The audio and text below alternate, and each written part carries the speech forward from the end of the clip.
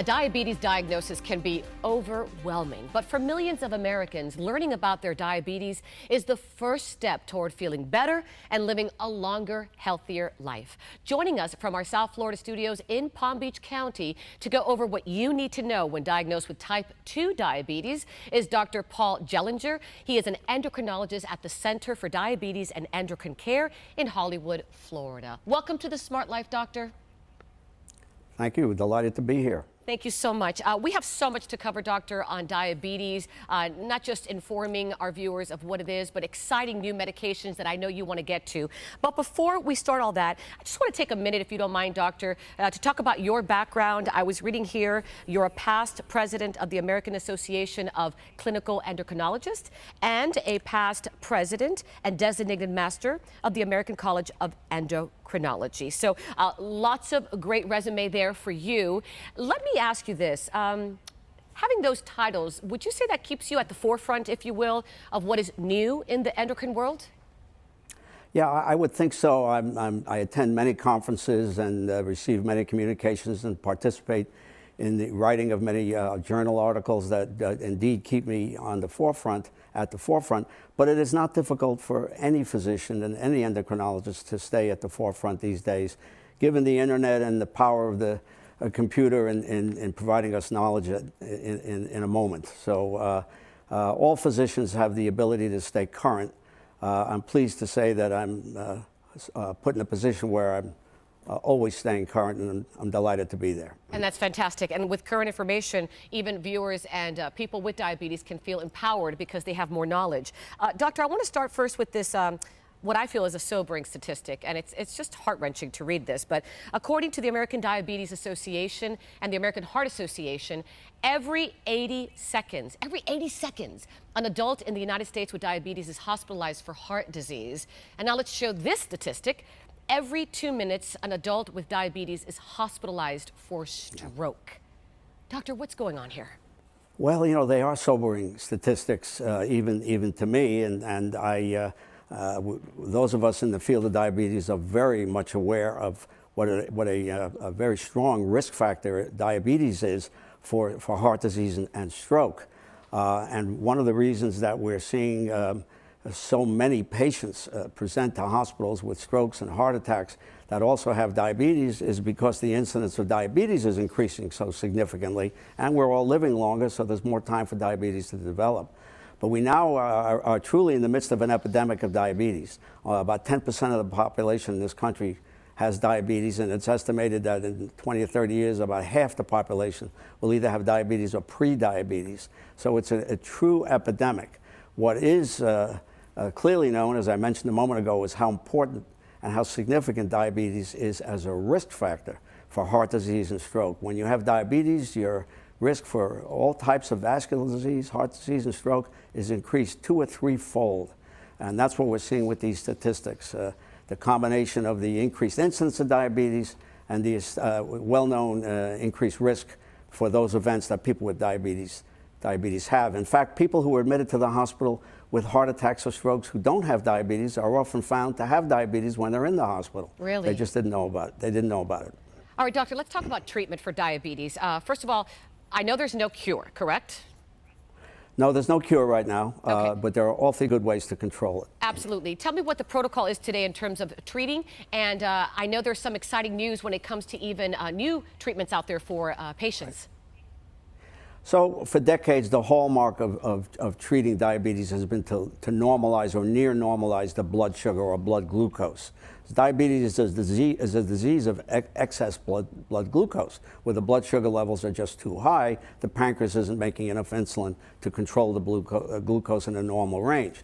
So we have focused for many decades on controlling blood glucose, bringing it down as low as we can, sometimes to normal, but even near normal. And that is a very important principle even today, because the lower the glucose and the better the control, the less likely one is to develop diabetic eye disease, which can lead to blindness, diabetic kidney disease, which can lead to dialysis and kidney failure and kidney transplant, and diabetic nerve disease, which can lead to all kinds of problems with the lower extremities.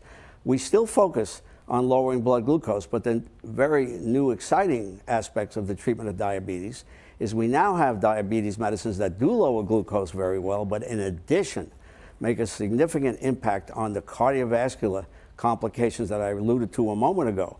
They reduce the incidence of heart attack and stroke, and they reduce the incidence of congestive heart failure with these new classes of drugs. And that's a very exciting development in the last 8 or 10 years. So we now not only can lower glucose and prevent those complications of eye, kidney, and nerve ending, but we can also make a significant dent, so to speak, in the development of heart attacks or the appearance of heart attacks, and certainly in the appearance of congestive heart failure, where the heart doesn't pump enough blood. Patients have difficulty breathing. That's a real problem in diabetes, and we have diabetes glucose-lowering drugs that reduce the likelihood of heart failure very, very robustly. So that's exciting news. We're treating both ends of the diabetes spectrum, complications in both arenas. Fantastic news. So the spectrum of treating diabetes has changed from just lowering glucose to now making certain that one of these other medications or both are on board to reduce the risk of the cardiac and stroke complications that are so common in diabetes, and kidney failure as well. Doctor, let me ask you this. A lot of patients, and I'm sure you're aware of this, they're very close to their primary care physician. They'll go see their primary care physician. They may get diagnosed by them. Why should someone go see an endocrinologist, if you will, and how is the care different between going to primary care and obviously a specialty like you?